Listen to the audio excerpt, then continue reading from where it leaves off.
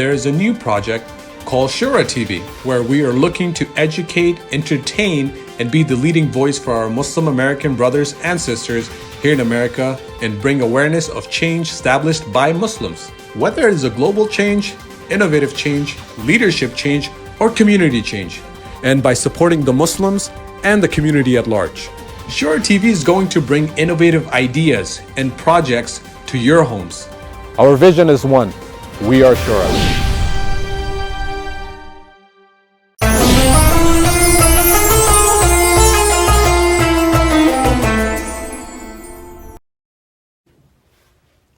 بسم الله الرحمن الرحيم.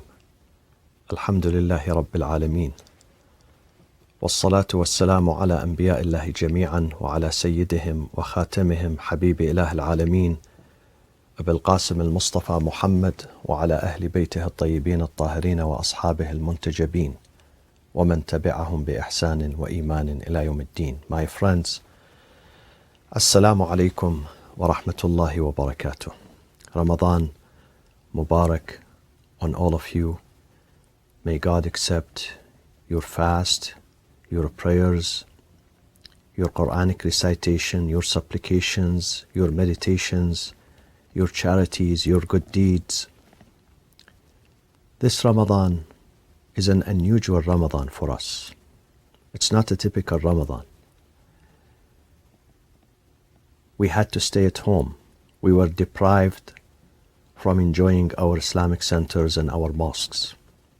We were deprived from the congregational prayers, from Quranic recitation, from listening to lectures, Islamic lectures, spiritual lectures. We were deprived from breaking the fast together at our religious institutions. And we had to stay at home. But then, my friends, I know this pandemic is evil, is terrible.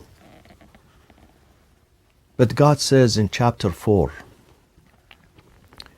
فَعَسَى أَن تَكْرَهُ شَيْئًا وَيَجْعَلُ اللَّهُ فِيهِ خَيْرًا كَثِيرًا. It may be you dislike a thing which God puts in it an abundance of goodness. Though we dislike this pandemic and this virus, but maybe there is something good out of it. Maybe it's a new experience. Maybe we learn new things. Maybe it's a lesson. We are staying at home, I know. We can't go to the mosque. But we have to slow down. Maybe God intended for us a lesson, an experience, a benefit. God does not do something in vain. وَكُلُّ شَيْءٍ عِنْدَهُ بِمِقْدَارٍ. Everything God does has a philosophy, has a reason. He did this for us, maybe, so we can slow down. It's like a car. If the car does not slow down, it will flip over. When there is a turn, when there is a curve, you have to slow down. Maybe in the past we used to run and run and run, as if we are in a marathon. Life kept us very busy. Maybe we did not enjoy our families to the fullest. Maybe we did not spend enough time with our families and children because we were busy all the time. But this Ramadan, because we stayed at home with our spouses, with our children, we really enjoyed this atmosphere. The atmosphere of discovering each other. When we converse with each other, we know each other more and more. We get to discover each other. We get to understand each other more. So this is one benefit. When we sit and break the fast together with our family members, or when we eat the meal of suhoor just before Fajr together with our children, and we speak to them and we dialogue with them, we learn. It's a learning experience. It's very fulfilling. Spiritually, it's fulfilling. I know many parents are having discussions with their kids. They didn't have enough time. They did not have the opportunity in the past to open up with their parents. Now they have the time because both parents are at home Kids are at home too.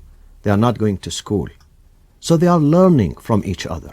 And we are enjoying this atmosphere. And we have to make sure that we strengthen and deepen these family bonds. This is an opportunity for us. My friends, in this life we have two types of families. One is the extended family, which is our communities. Our communities are our families.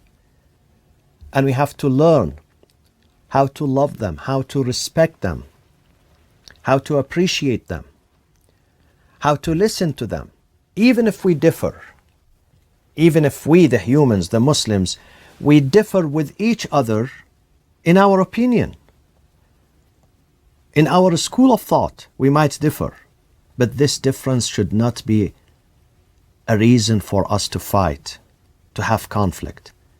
It should be a reason for us to appreciate each other. يا أيها الناس إنا خلقناكم من ذكر وأنثى وجعلناكم شعوبا وقبائل لتعارفوا. We know each other. We discover each other. We learn from each other. We respect each other more. So this is when it comes to the extended family. The Prophet ﷺ turned to his community one day and he said to them, لَن تَدْخُلُوا الْجَنَّةَ حَتَّى تُؤْمِنُوا. You would never be able to make it to paradise until you attain faith. وَلَن تُؤْمِنُوا حَتَّى تَحَابُّوا. And you would never be able to attain faith until you love one another. حَتَّى تَحَابُّوا. It's a mutual. Two ways. This is how we keep the community strong. This is how we keep our community flourishing. This is how we introduce Islam to the non-Muslims. This is how we practice the Quran. This is how we practice the Sunnah, the tradition of our beloved Prophet Muhammad sallallahu alayhi wa sallam. حَتَّى تَحَابُّوا. Until we respect each other and love each other. If previous communities were fighting among themselves, they should not be a model for us to copy, to emulate. We should seek forgiveness for them. For our community, our generation, our time, we must open a new chapter, a chapter based on respect, mutual appreciation, mutual cooperation, despite differences.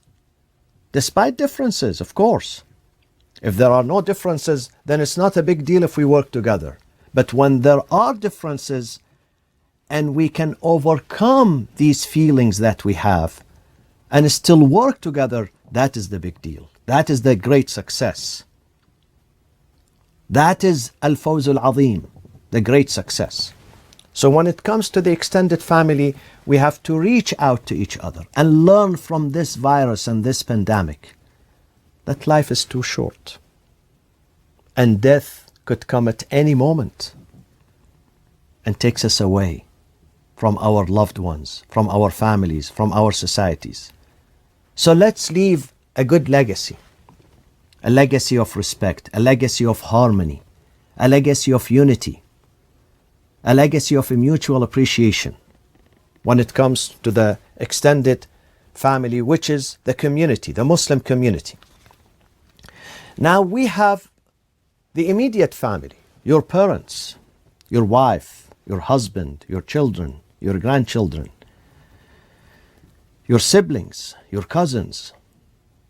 Again, we have to learn during this pandemic, during the stay-at-home order, to reach out to them, to greet them, to strengthen them, to inspire them with good words, to dispel their fears and their anxieties, to smile and tell them that this is going to be over, this is going to be behind us, and we are learning lessons. This should be a cause for us to get together to our families and sit with our kids and spend quality time with our kids. Many parents are abandoning their families because they are too busy, because they don't have time. Now you have enough time. You are at home.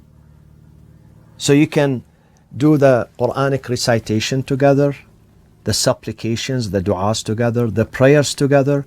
Even you can listen to good Islamic lectures together. The whole family sits together and listen to an inspiring, motivating lecture. You can spend quality times. This is an opportunity. Don't waste it. I'm sure that in a few days from now, this ban is going to be lifted. People are going to leave their homes. Life is going to go back to normal.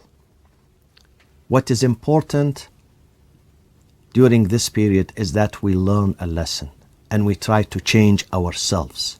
And God says in the Holy Book, إِنَّ اللَّهَ لَا يُغَيِّرُ مَا بِقَوْمٍ حَتَّى يُغَيِّرُوا مَا بِأَنفُسِهِمْ. God is not going to change the condition of any community unless they change their own selves first. And the month of Ramadan is the season of a spiritual, mental, social transformation. It's not just mere fasting from dawn till sunset. There is something bigger than fasting. There is something bigger than not eating and not drinking. And that is self-discipline and self-control. And that is a spiritual nourishment. And that is getting closer to each other, helping each other, being for each other, sacrificing for each other, sharing our wealth, sharing our iftar, sharing our zakat, sharing our food, our medicine, sharing it with others, with those who are undersupplied, with those who are low-income individuals and families. That is the essence of Ramadan, a lesson that we must learn. A story I read the other day at the beginning of this pandemic. In Portugal, there is a billionaire who unfortunately was infected with this virus, and he spent 3 weeks in the hospital and he died. And he is a multi-billionaire. His daughter wrote that my father died alone in the hospital. We have a lot of money. We are a rich family. But my father died alone on his bed in the hospital. We could not be with him the last days of his life.